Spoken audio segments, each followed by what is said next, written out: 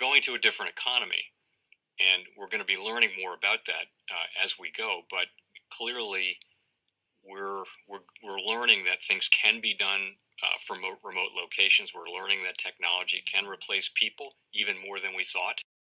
We're not going back to the same economy. We're recovering, but to a different economy, and it'll be one that is more leveraged to technology. And I worry that that is going to make it even more difficult than it was for many workers.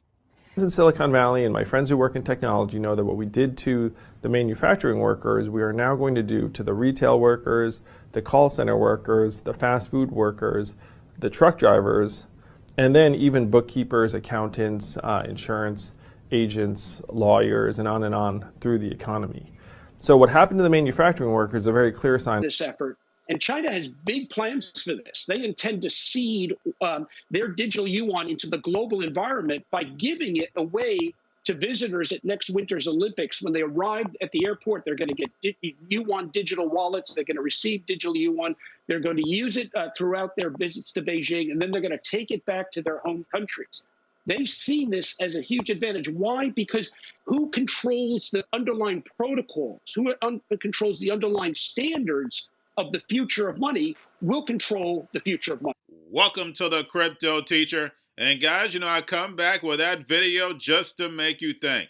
And before I get into crypto, I just want to touch on a couple topics, and that's the grocery store, guys. They are starting to look like the department stores. They're getting a little skimpy, guys, and we know that's all planned on purpose. And remember, teamwork makes the dream work. And I had this email to me. We have FEMA, planning guidance for response to a nuclear detonation. And guys, we see the movie continues. Guys, we know with the technology that they have, they can pull off anything, any illusion they want, and the sheet will fall for it. They fall for the magic tricks every time. Remember, TV is your reality, and your life is an illusion. But getting over into crypto, guys, do not allow this dip to scare you, because we know the Fed is just pulling back to give themselves breathing room for this main event that they're going to pull off. Remember, we're waiting for that main event so they can distract the sheet while they run the money in the back door. If you have my New World Order book, we know that cryptocurrencies are the savior for this economy, but it was all planned. And like I stated, the sheep are going to fall for it. They're going to destroy this current economy in order to bring in cryptocurrencies where they will have total control over what you buy, how you buy it, and when you buy it. But the fact is that we must have regulation come in order to fool the masses, in order to bring those pensions, in order to bring those 401ks, those trillions of dollars. The economy has to be stable. Yes, we're going to have volatility for a little while. Once they bring on regulation, once they bring on those real spot Bitcoin ETFs, that's going to stabilize the price. But remember, guys, crypto means hidden message, hidden meaning. This is for the robots, algorithms, and drones to pay each other, and then also, so therefore you can pay the robots, algorithms, and drones. And remember, the Crypto Teacher told you. And I have to touch on this jobs report because it's really getting ridiculous. Guys, we know when it comes to jobs, what they consider as full employment are those who are getting benefits versus those who are not. It has nothing to do with the masses that have just dropped out of the economy. And we have millions of people that just don't want to go back to work. But we know the New World Order has a solution for them. That's the reason why UBI has been practiced. They're going to give them that free money, but they just don't understand it's the devil in the details. Remember what David R3 stated. Give them the free money. Airdrop it if you want to boost the economy. They have 3 to 6 months to spend it, or poof, it's gone. That's right, guys. Programmable money. And remember, the Crypto Teacher told you, because he knows when it comes to the New World Order, it's all planned out. You have a wonderful day. Back and just say, is this asset class here to stay? Where is it going to be in 5 years? And I think most people are really excited that it's here to stay. So there's a lot to be excited about as we move into 2022. Brian, it feels like pension funds, et cetera, are going to need to be in this space at some point. And I wonder how you see that trajectory happening to get like old school hedge funds, old school pension funds kind of in this space. How do you do that when you have the volatility that we've seen, say, last year? So the space is going to remain to be volatile. I think anyone who thinks that that's going to go away anytime soon is clearly going to probably be mistaken. But the question are, what are the access points going to be? The more structured products come to market, the better for these pension funds. That's what they need. They need ways to get access points to own these assets in ways that are safe and secure and fit more into the traditional box that they're comfortable with. Again, the volatility will continue to be there. One exciting thing I think for pension funds is they can play the picks and shovels, but they also are going to look to things like, as I mentioned, staking to generate yield on these traditionally unproductive commodities. The fact that you could take these assets and generate a yield of 5 or 10% a year is something that they're going to want to participate in. And the last point I'd make is this is such an asymmetric bet. It may seem to a lot of investors who are new to the space like it's done this huge run up from assets that were just a few dollars to tens of thousands and Bitcoin all the way up to almost 70,000 last year.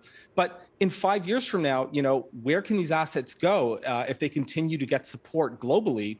There's still a lot of upside in this asset class. And if you can turn off your stomach to the volatility and have it be an appropriate piece of a portfolio, I think it's important for people to participate, with a couple percent, whatever it is that's, meets their mandate. It's going to be a hard asset class to ignore long term. Take on this. The first is we saw what happened with China pushing it away last year and saying we don't want this in our jurisdiction. We're going to focus on a central bank digital currency, and that's a real opportunity for the U.S. to step in and say we're going to welcome this new asset class that clearly is growing. The U.S. has done historically very well, of course, by embracing tech. So this is an opportunity to lean into it instead of pushing it away. The second thing is there was a hearing that I always think about back in late 2013 on C-SPAN, where they asked every government agency to come out and say, what do you think about Bitcoin? And they all said, we're not here to push away a new technology. What we want to do is make sure it's being used in an appropriate manner, that it's being regulated kind of from the fringes, the exchanges. And then we're going to build new tools and hire new people to make sure that it's being used in a compliant way. And I think that is very much the intention of government. It's not to push it away.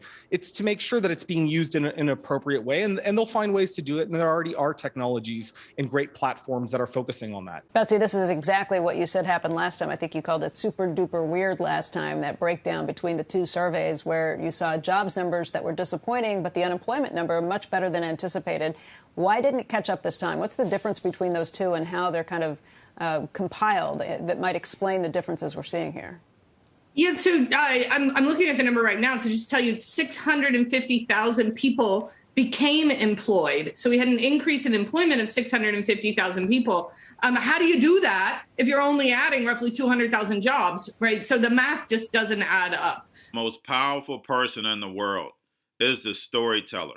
The storyteller sets the vision, values, and agenda of an entire generation to come. Steve Jobs. And guys, I truly believe in this. When you look at the New World Order, they're the storytellers. And that's the reason why I wrote my New World Order book. But guys, now it's time to change the current generation. And I wrote 3 kids' books. I love the Trinity because I understand the power that's in it. So I have 3 books. We have an opportunity to change the generation, to educate, not just me, but I want to show you that I take action on a daily basis. And I want you to take action on a daily basis.